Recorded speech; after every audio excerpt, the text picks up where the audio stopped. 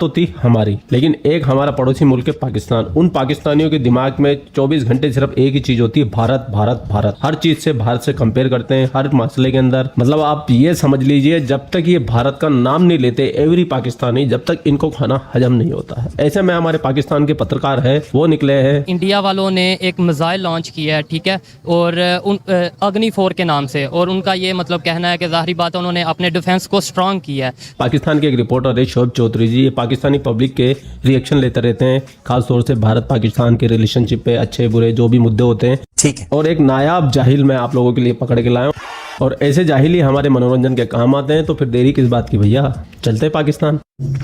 गाड़ी स्टार्ट कर।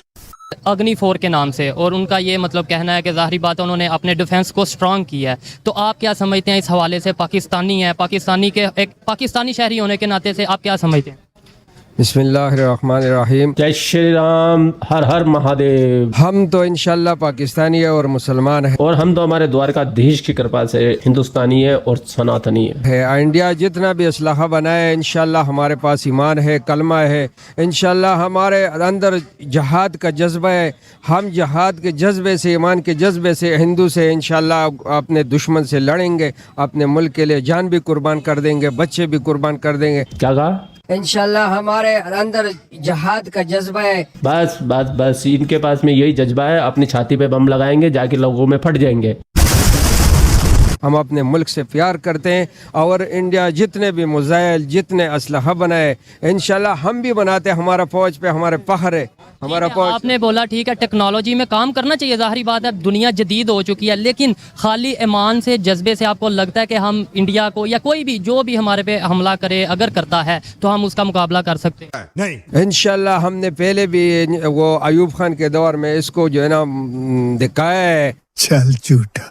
और इसने जो है ना चोरों जैसे जो है ना रात को 12 बजे हमारे ऊपर हमला किया। हम इसके हमारा अंदर जो है ना जहाद के जज्बा है, हम मुसलमान हैं। भारत ने रात पे हम हमला किया, हम में जिहाद का जज्बा है, हम मुसलमान हैं। वाह वाह वाह वाह, ताली बजाओ इस मदरसा छाप के लिए। मतलब बंदे ने इतनी उम्र ले ली है, लेकिन फिर भी बातें सुनो, ऐसी बातें तो मेरे को लगता है तीसरी चौथी क्लास में पढ़ने वाला बच्चा भी ना करे, शायद इससे कहीं ज्यादा अच्छी बातें और समझदारी वाली बातें कर। मतलब ये मुसलमान है, इसमें जिहाद का जज्बा है, तो ये भैया दुनिया में सबसे ऊपर हो गया ही है। और वैसे भी आसमानी किताब के अंदर तो गैर मुस्लिमों को तो कीड़े मकोड़े और वो पता नहीं क्या क्या कहा गया, उनको तो इंसान कभी समझते ही नहीं है। तो इन लोगों की गलती नहीं है, इनकी जो जहनी शिक्षा है वो ही इसी प्रकार से बचपन से तराशी जाती है कि ये जब तक मर नहीं जाते ना तब तक एक ही लाइन पे अड़े रहते हैं, मानने को तैयार नहीं है दुनिया गोल है। साइंस कहती है जमीन सूरज के गिर्द घूमती है, आला हजरत कहते हैं जमीन ठहरी हुई है।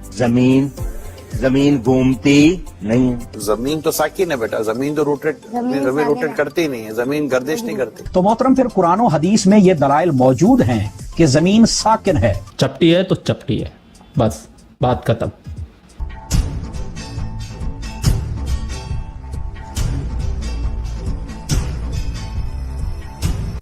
लेकिन आपको पता है हमारी जब 93,000 यानी 93,000 सरेंडर भी हमारे ही फौजियों ने किया था, तो अगर इतना जज्बा हो, एक मिसाल दे रहा हूँ, तो फिर सरेंडर क्यों किया वहाँ पे, आपने मुकाबला क्यों नहीं किया?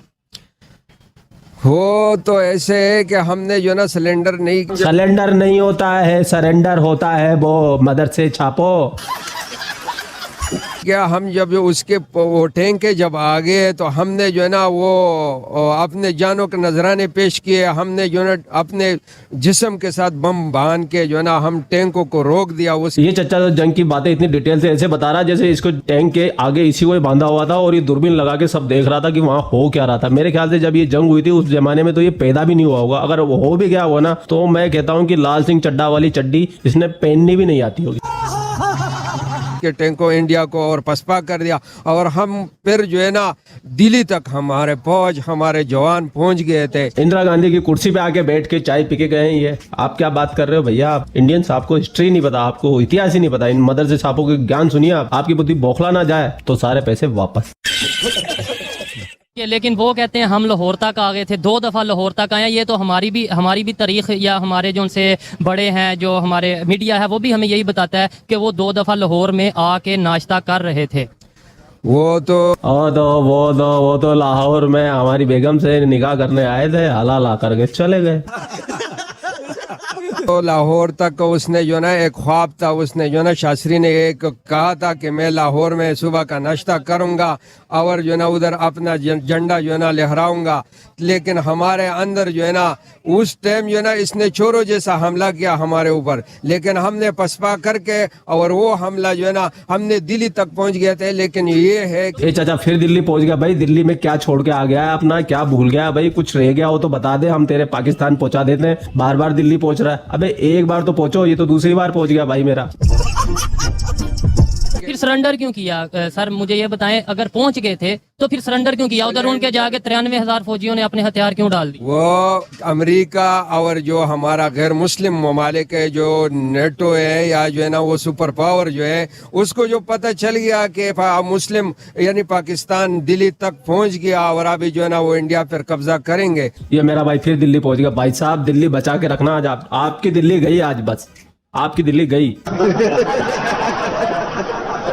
तो उसने वो जंगबंदी का ऐलान कर दिया। फिर क्यों हमने जंगबंदी की? अगर हम पहुंच गए थे, हम जीत रहे थे, फिर सरेंडर करने की क्या जरूरत थी? बहरहाल वो जो है ना ऐसे है कि वो सुपर पावर और ये लोग जो आ जाते हैं, मिल गए थे, वो आ जाते तो वो जो ना यानी मसला ये था कि वो सुलह करना चाहता था, तो हमारा सुलह जो उधर होता था तो हमारा अयूब खान इतना जो है ना एक जबरदस्त और जो है ना मोहब्बे वतन जर्नल था, उसने जो है ना उधर टेबल पे मुक्का मार के कि ये जवानों का काम है, ये छोरों जैसा जो है ना हमला करने वाला, ये शास्त्री को कह दिया। वो उस टाइम जो है ना हार्ट अटैक और मर गया। जो पाकिस्तानी आर्मी ने सरेंडर किया था वो 1971 में किया था। तो ये चचा का जो मदरसा ज्ञान है तो वो तो यहीं से ही जाहिर हो जाता है कि चचा को ना तो हिस्ट्री का पता है, ना कूटनीति का पता है, ना राजनीति का पता है। इनको सिर्फ एक चीज पता है कि हमें जिहादी और हमको बम लगा के फटना है, मरना है हमको। 72 हुरे चाहिए भैया, 72 हुरे। अजियत हो रही है और इंसान पे गुस्सा आ रहा है। जिंदा रहेंगे तो घोड़े, बकरी, गधे सब चाहिए इनको, और फिर मरने के बाद भी 72 हुरे चाहिए।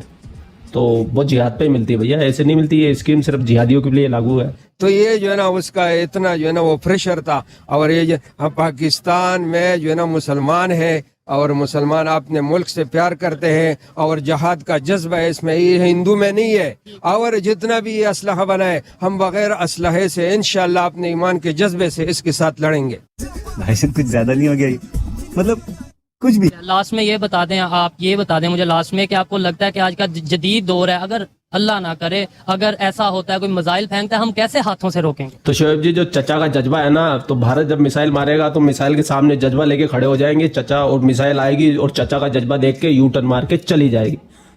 ऐसे रोकेंगे ये मिसाइलों।